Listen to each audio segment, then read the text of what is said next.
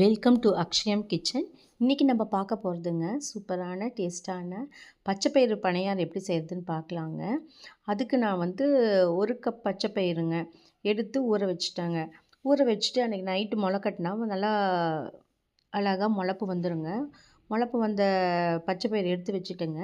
அதுக்கு ஒரு ஒரு கட்டி பூண்டு இருக்கு இல்லைங்களா, அது போட்டுட்டு கொஞ்சம் சீரகம் போட்டுக்கணுங்க.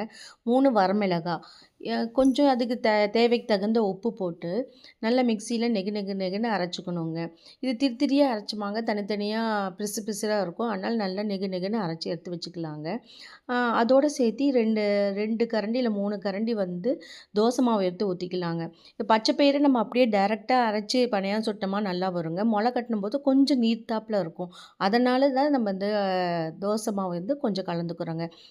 நல்லா கலந்து வரும்போது தான் நல்லா ஒன்றோட ஒன்று கலந்து வருங்க.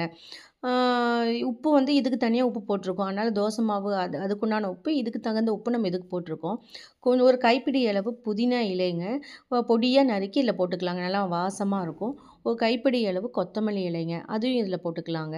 போட்டுட்டு எல்லாம் நல்லா கலக்கணுங்க.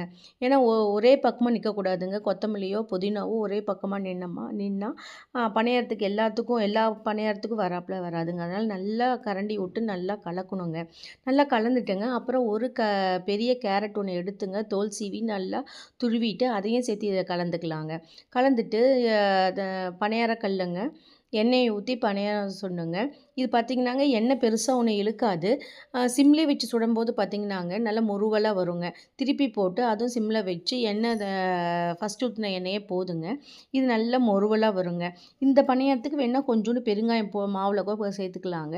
இந்த பணியாரத்துக்கு தேங்காய் சட்னிங்க, கார சட்னி ரெண்டுமே சூப்பராக இருக்குங்க.